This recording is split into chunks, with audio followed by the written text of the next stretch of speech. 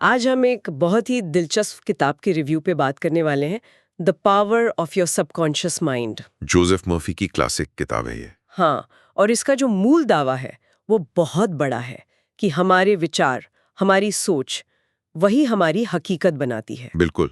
तो आज हम यही समझने की कोशिश करेंगे कि इस रिव्यू के अनुसार ये होता कैसे है, क्या ये वाकई में काम करता है। चलिए इस पर गहराई से बात करते हैं। तो जो केंद्रीय संदेश है वो ये है, आप जैसा सोचते हैं वैसा ही बनते हैं। ये सुनने में तो अच्छा लगता है, लेकिन ये होता कैसे है, यही सवाल है। और इसका जवाब लेखक के अनुसार हमारे दिमाग के काम करने के तरीके में छिपा है। अच्छा, तो आज हम चेतन और अवचेतन मन, मतलब कॉन्शियस और सबकॉन्शियस माइंड के रिश्ते को समझेंगे और देखेंगे कि क्या हम सच में अपने दिमाग को दोबारा प्रोग्राम कर सकते हैं। ठीक है, तो शुरू करते हैं। रिव्यू की शुरुआत ही दिमाग के दो हिस्सों से होती है ना? चेतन और अवचेतन। कॉन्शियस और सबकॉन्शियस। कॉन्शियस माइंड यानी चेतन मन वो है जिससे हम दिन भर सोचते हैं, तर्क करते हैं, फैसले लेते हैं। बिल्कुल, जो हम और आप इस्तेमाल कर रहे हैं अभी। हाँ, लेकिन किताब का तर्क ये है कि असली जो पावर है वो अवचेतन मन के पास है। ये बात मुझे थोड़ी समझ नहीं आई। अगर हम चेतन मन का इतना इस्तेमाल करते हैं तो वो कमजोर कैसे हुआ? ये एक बहुत अच्छा सवाल है। देखिए, इसे एक जहाज की तरह समझिए। चेतन मन वो कैप्टन है जो डेक पे खड़ा है और निर्देश दे रहा है। ओके। लेकिन जहाज को चलाने वाली असली ताकत तो नीचे इंजन रूम में है, और वो इंजन रूम है हमारा अवचेतन मन। अच्छा। रिव्यू कहता है कि हम दिन में सिर्फ शायद 10% समय ही चेतन मन से काम लेते हैं। बाकी 90% समय तो हम अपनी आदतों और पुराने विश्वासों के ऑटो पायलट पर चल रहे होते हैं। और वो ऑटो पायलट अवचेतन मन चलाता है। एग्जैक्टली। और सबसे मजेदार बात यह है कि अवचेतन मन सही और गलत में फर्क नहीं कर सकता। वो एक उपजाऊ जमीन जैसा है, आप उसमें जो बीज डालेंगे वही फसल उगेगी। मतलब अगर मैं बार बार ये सोचूं कि मैं हमेशा लेट हो जाती हूँ तो मेरा अवचेतन मन इसे एक कमांड की तरह लेगा। बिल्कुल, वो इसे एक आदेश समझेगा और फिर ऐसे हालात बनाएगा कि आप सच में लेट हो जाएं। जैसे ट्रैफिक मिल जाएगा या मैं चाबी रखकर भूल जाऊंगी। हाँ, कुछ भी।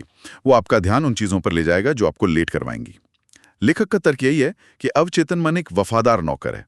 वो हर आदेश मानता है, चाहे वो अच्छा हो या बुरा। अच्छा, इसीलिए रिव्यू कहता है कि कई लोग बहुत मेहनत के बाद भी सफल नहीं हो पाते। क्योंकि उनका चेतन मन तो सफलता चाहता है, पर उनका अवचेतन प्रोग्राम गरीबी या असफलता पर सेट है, और अंत में जीत हमेशा इंजन रूम की ही होती है। ये बात तो समझ आई, लेकिन रिव्यू का एक और बड़ा दावा है कि हमें वो नहीं मिलता जो हम चाहते हैं, बल्कि वो मिलता है जिस पर हम यकीन करते हैं। हाँ, you don't get what you want, you get what you believe.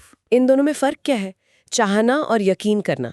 मुझे तो एक ही बात लगती है। यहीं पर सारा खेल है। देखिए, चाहत जो है वो चेतन मन के लेवल पे होती है। हर कोई अमीर बनना चाहता है ना? लेकिन विश्वास वो अवचेतन मन के लेवल पर होता है, बहुत गहरा। एक उदाहरण दे सकते हैं? जरूर। मान लीजिए कोई कहता है, मैं एक सफल बिजनेस करना चाहता हूं। ये उसकी चाहत है। ठीक है। लेकिन अगर उसने बचपन से यही सुना है कि पैसा कमाना बहुत मुश्किल है, तो उसका गहरा विश्वास ये बन चुका है।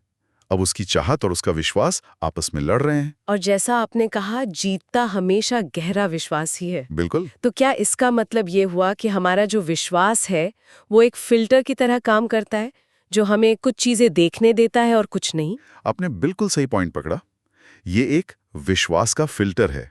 आज की साइकोलॉजी में इसे कंफर्मेशन बायस कहते हैं। Confirmation bias. हाँ, मतलब हमारा दिमाग सिर्फ उन सबूतों को ढूंढता है और मानता है जो हमारे पुराने विश्वास को सही साबित करें। और जो बातें हमारे विश्वास के खिलाफ हों, उन्हें नजरअंदाज कर देता है। उन्हें वो देखेगा ही नहीं।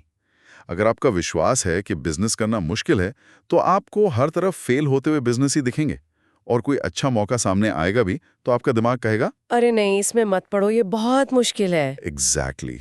तो हमारी हकीकत असल में हमारे विश्वास द्वारा चुनी हुई हकीकत होती है। एक मिनट, अगर हमारा मौजूदा प्रोग्राम ही खराब है तो क्या हम उसे बदल सकते हैं, या हम हमेशा के लिए उसी में फंसे हुए हैं? नहीं, रिव्यू के मुताबिक हम इसे बिल्कुल बदल सकते हैं। कैसे? इसका सबसे सीधा तरीका है एफर्मेशंस। एफर्मेशंस यानी सकारात्मक वाक्यों को बार बार दोहराना। हाँ, ये ठीक वैसा ही है जैसे आप अपने दिमाग में एक नया सॉफ्टवेयर इंस्टॉल कर रहे हो।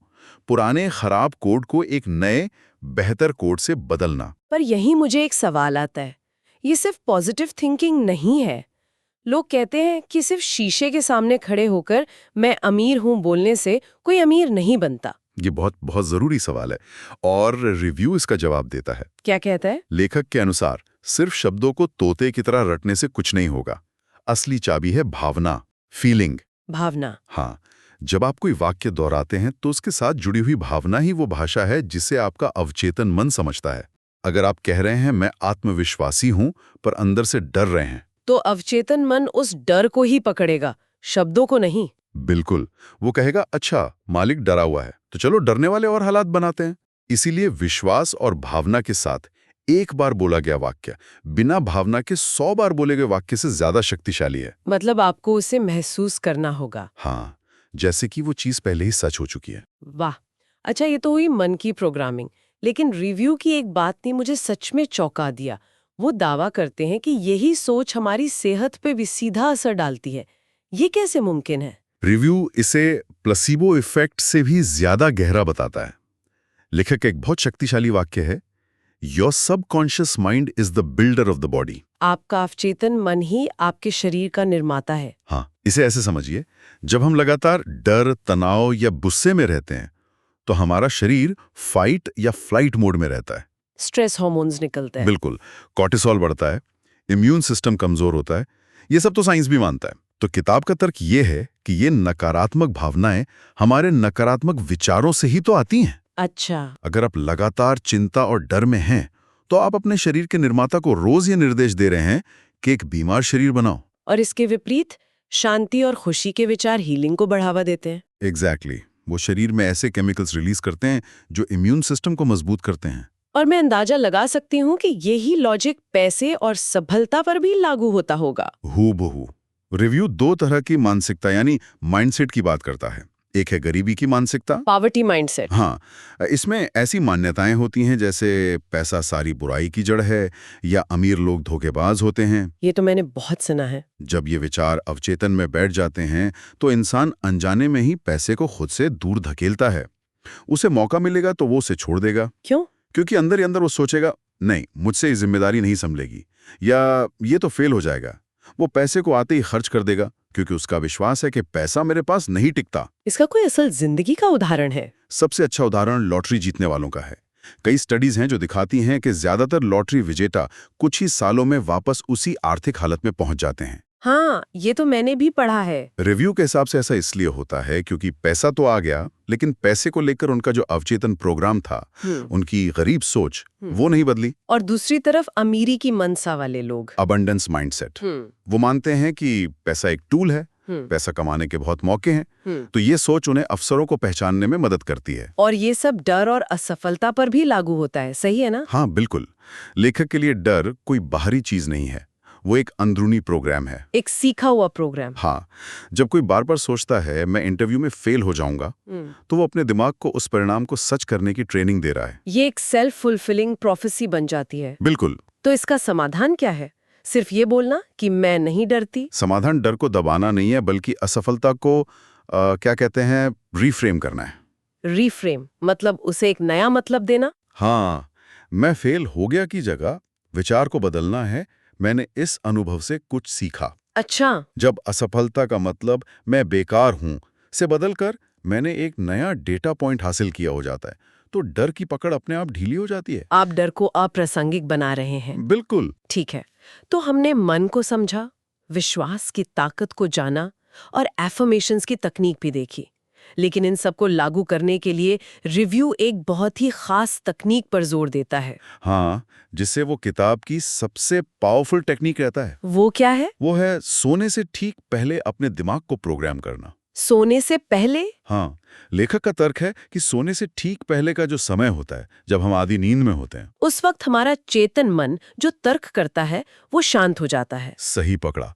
और यही वो पल है जब अवचेतन मन का दरवाजा सबसे ज्यादा खुला होता है। उस समय दिया गया कोई भी संदेश सीधा अंदर जाता है। ये सुनने में थोड़ा रहस्यमयी लगता है। लेकिन दिलचस्प बात यह है कि ये आज की साइंस से भी मेल खाता है, मेमोरी कंसोलिडेशन के कॉन्सेप्ट से। वो क्या होता है?